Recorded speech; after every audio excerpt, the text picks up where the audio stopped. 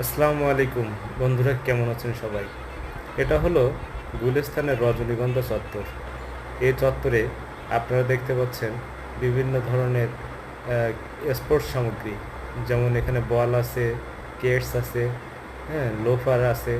তারপরে হলো আপনার দৌড়ানোর জন্য, সকালবেলা দৌড়ানোর জন্য যে ধরনের কেটসগুলো, এই কেটসগুলো এখানে আছে।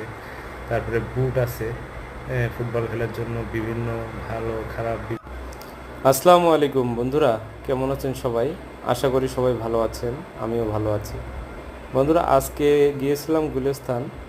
এটা হলো গুলিস্তানের রজনীগন্ধা চত্বর। আর এই চত্বরে আমরা দেখতে পেলাম বিভিন্ন স্পোর্টস সামগ্রী, বল, তারপরে আপনার কেটস, হ্যাঁ, এছাড়াও স্পোর্টসের বিভিন্ন সামগ্রী নিয়ে এই আঙ্কেল বসে আছে।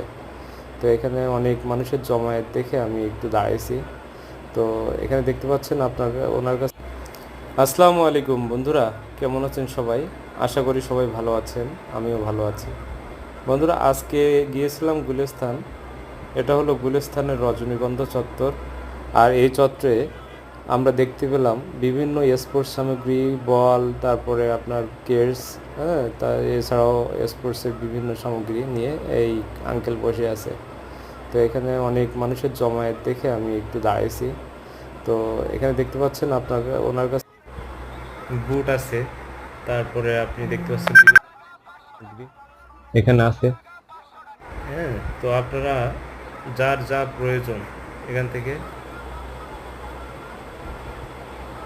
বিভিন্ন স্পোর্টস কোয়ালিটির বল, তারপর এই স্পোর্টস কোয়ালিটির বিভিন্ন জুতা, যেগুলো সকালে জগিং করার জন্য আপনার পরে, এই ধরনের জুতা আছে, এখানে লোফার আছে, তারপরে হলো কেটস আছে, অনেক ভালো ভালো কেটস আছে।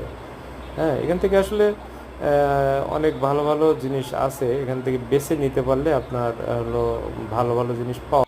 বিভিন্ন স্পোর্টস কোয়ালিটির বল, তারপর এই স্পোর্টস কোয়ালিটির বিভিন্ন জুতা, যেগুলো সকালে জগিং করার জন্য আপনার পরে, এই ধরনের জুতা।